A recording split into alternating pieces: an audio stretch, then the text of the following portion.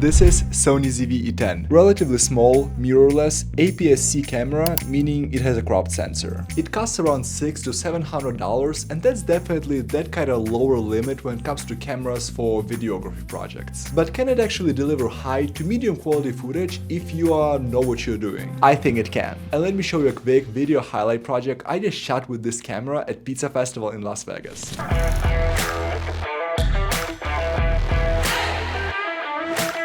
International Pizza Expo, it's back in Las Vegas for the show's 40th year. Yeah.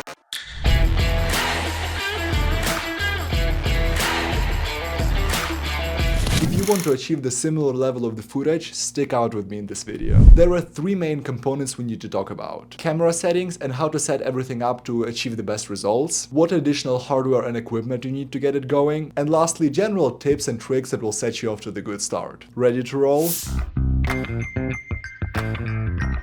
Alright, let's start with the settings of this camera. First of all, click on this button to make sure you're in video mode like this, and then click on the menu. Now, I'm not gonna go through every single setting, there's a lot of videos that do that, but I'm just gonna focus on the main ones. First step, page 4, focus mode. Leave it continuous autofocus because it means that camera will try to focus on something automatically. As far as the focus area, leave it wide because the camera will look for the subject through the entire frame. Then on the page 6, I would recommend to switch the auto ISO to 100 or whatever you're gonna shoot with, because that will help you to understand your camera better and just become the most skilled videographer. White balance, if you're shooting a lot outside, the typical sunny day, you can go all the way down to this right here and set it to 5000 Kelvin. This is kind of the average sunny weather daylight temperature. However, if you don't feel fully comfortable with setting up your white balance, you don't have a lot of control over it, I would just recommend to leave it on auto with this camera. Then we have picture profiles. You've probably heard something about S-Log3 or S-Log2, etc. The problem is, however, Sony ZV E-10 is 8-bit camera, not a 10-bit, meaning its sensor can read and understand less of the colors. That being said, I've tried different picture profiles on this camera. My favorite one was picture profile 10. However, if you're shooting commercial event and then you're going to be sharing this footage with the team, I would just leave the picture profile off on this camera. It's not really great with colors, and when you go to the color grading, if you didn't expose it perfectly, it's going to give you a lot of troubles. What you can do, however, you can go to the creative style and pick maybe vivid if you would like to. But you can also do all of that in a post-production. Then we go to the tab 2, page 1. We have file format. Make sure this is set to 4K since this camera can record 4K 30 frames per second, and let's maximize it. Go one setting down and select the biggest available option. This means the camera will record 30 frames per second at the highest bitrate. Sony ZV E-10 also has S&Q mode, which is a fancy way to say slow-mo, which camera can do automatically inside itself. But if you want to shoot a slow-mo with this camera, what I would recommend doing is switching this to HAVC SHD, and then choose the record settings to 120 frames per second, 100 megabit. This will give you higher bitrate than S&Q option itself, and then you can slow down the footage in post-production. On the second page, you can choose focus transition speed and focus subject shift sense.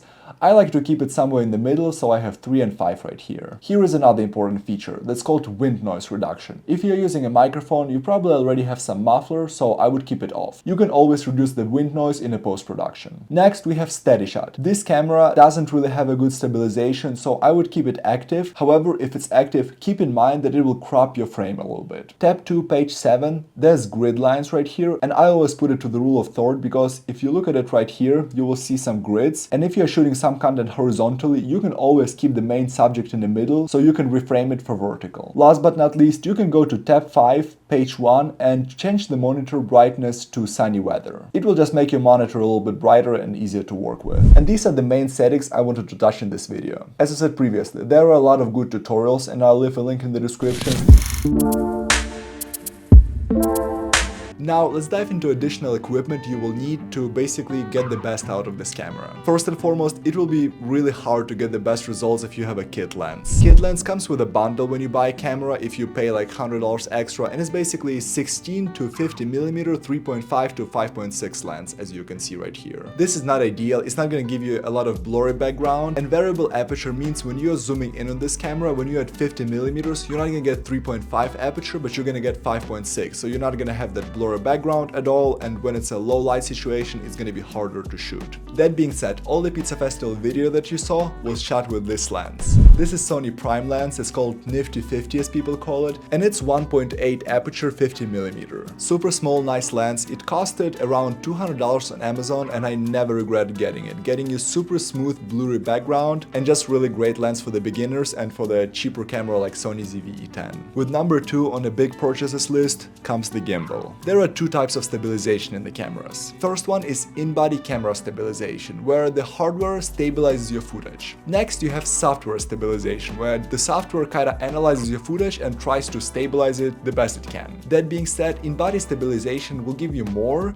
However, Sony ZV E-10 is cheaper camera, it has a crop sensor and it does not have in-body stabilization and only has software stabilization. If you really want to get a stable commercial looking footage, you will need a gimbal. Now this is DJI Ronin Mini. It's a smaller gimbal that is perfect for the lightweight camera like Sony ZV E-10. However, I bet there are more market solutions for the gimbals that you can find at the cheaper cost. This one was around $400. It's a bit overpriced, I guess, for the smaller camera like this. However, it's a great quality. DJI Ronin is a great series and it definitely gives you smoother footage. As far as few more additional equipment, it's probably gonna be ND filters if you're shooting outside a lot. It will help your footage to not be overexposed. It kinda acts like sunglasses for a camera. And the last thing that comes to mind is probably batteries. Sony ZV E-10 is a smaller camera, so it has a smaller battery. If you want to pick some additional dummy batteries, it will always come in clutch if you're running low on the battery during the shoot day. I actually have the entire checklist, I'll put it somewhere on the screen.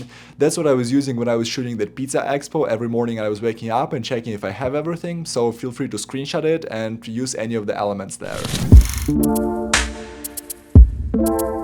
And last but not least, we have few of the general tips and tricks that will help you during your videography journey with Sony ZV E-10. Obviously, this is not the most expensive camera you can get, but if you want to get some shots like this one or like this one, you will want to be creative. See, a lot of videography and that like, wow, that's really good footage moment comes from the angles you're choosing and the composition itself. Instead of just putting camera in front of the subject and just shooting directly, try to do the lower angle or try to do the higher angle. And you can educate yourself about that. Just literally type on YouTube different types of camera angles in movies and see what options you have. Lower angle usually shows the superiority of the character, while the higher angle is kinda the opposite and wants to diminish the character through the lens. That being said, you can study more videography and practice with your smaller camera to see if it's gonna look better. And last but not least in this video, if you're shooting commercial projects, regardless whether you do videography or photography, the customer doesn't really care in a lot of cases what camera you have. What they care about is the result, and not even the result itself, but what the video or the photo can do for their business. They already see you with the camera, they